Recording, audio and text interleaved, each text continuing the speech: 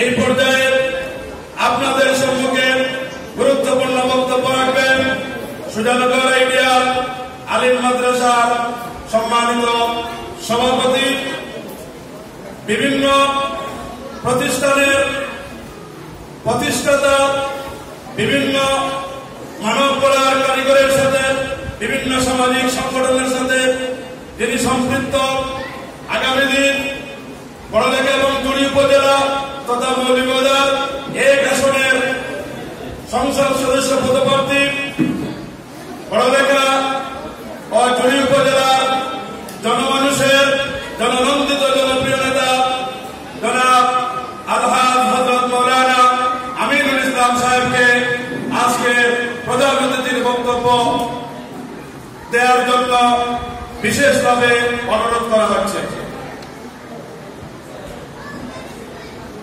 আউযু বিল্লাহি মিনাশ শাইতানির রাজীম। বিসমিল্লাহির রহমানির রহিম। قال الله تعالى ورتل القرآن ترتيلا وقال رسول صلى الله عليه وسلم خيركم من تعلم القرآن وعلمه। জাদুল কোরআন মাসব্যাপী আল কোরআনের প্রশিক্ষণের আজকের এই সমাপন অনুষ্ঠানের সম্মানিত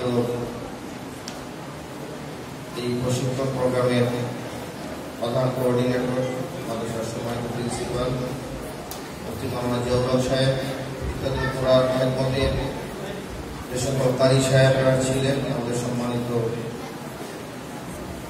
কারি সাহেববৃন্দ, মাদ্রাসার হিফজ এবং জেনারেল বিভাগের সম্মানিত শিক্ষক মন্ডলী, সুধী মন্ডলী, আমাদের প্রান্তীয় ছাত্রছাত্রীরা, আমরা আবারও আল্লাহ শুকরিয়া আদায় করি যে আল্লাহ তাআলা কোরআন নাযিলের এই মাসে আল কোরআনের সহিহ তেলাওয়াতের প্রশিক্ষণের এই প্রোগ্রাম সফলভাবে আজকে সমাপনী পর্যন্ত আসার তৌফিক দিয়েছে। এই জন্য আমরা সকলের সমস্বরে আল্লাহ শুকরিয়া আদায় করছি, আলহামদুলিল্লাহ। ইয়া রাব্বি লাকাল হামদু কামা ইয়ানবাগি লিজালালি ওয়াজহিকা ওয়া আযীমি সুলতানিক। আমি ইতিপূর্বে আমার বক্তব্যে কিছু কথা বলেছি, এই জন্য আজকে সকলের উদ্দেশ্যে একটি অনুরোধ থাকবে যে আমরা খুব কষ্ট পাই, মাদ্রাসায় পড়েছে কিন্তু তার তেলাওয়াত সহিহ নাই। এর চেয়ে দুর্ভাগ্য, এর চেয়ে লজ্জাস্কর বিষয় আমার কাছে আর কিছু মনে হয় না। সুতরাং আইডিয়াল আলিম মাদ্রাসায় যত ছাত্রছাত্রী থাকবে প্রত্যেকেই ভালো কারি হবে, প্রত্যেকের তেলাওয়াত অবশ্যই একটা স্ট্যান্ডার্ড মানের হবে। এই চেষ্টায় যাতে সবাই থাকো। মাসব্যাপী প্রশিক্ষণ দিয়েই শেষ করা সম্ভব নয়। আল কোরআন সারা জীবন শিখতে হয়। ইজহার, ইখফার, পার্থক্য এগুলো অনেক সময় অনেক ভালো বড় খ্যাতিমান অনেক কারি সাহেবের ঠিক থাকে না, কিন্তু লেখনে জলি হয়ে গেলে কোরআনের অর্থের পার্থক্য হয়ে যায়। ওয়াল্লাযী বা'আসা ফিল উম্মিয়িনা রাসূলাম মিনহুম ইয়াতলু আলাইহিম আয়াতি।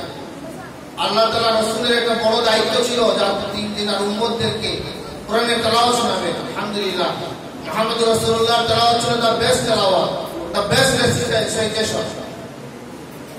আমরা হজ উমরা করতে গেলে উলামায়ে, বিশেষ করে মক্কা মদিনার ইমাম সাহেবদের যে তেলাওয়াত শুনি, যে মনোমুগ্ধকর তেলাওয়াত, তখন নিজেকে আর খুঁজে আমরা পাই না যে কি তেলাওয়াত আমরা শিখেছি। সুতরাং তেলাওয়াতের মূর্ছনা, তেলাওয়াতের ছন্দ, তেলাওয়াতের সৌন্দর্য, এটার কোনো ব্যাপ্তি নাই, এটা অনেক ব্যাপক। আজকে যিনি ভালো তেলাওয়াত জানেন, এটাকে ধরে রাখার জন্য আল্লাহ সাহায্য চাইতে হবে।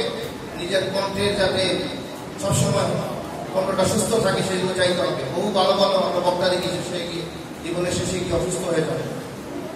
এই জন্য আমরা আল্লাহকে শুকরিয়া আদায় করবো এই কণ্ঠের জন্য, কণ্ঠটাকে আমরা পরিচর্যা করব। আর পাশাপাশি প্রত্যেকের জন্য ভালো কারি হতে পারি।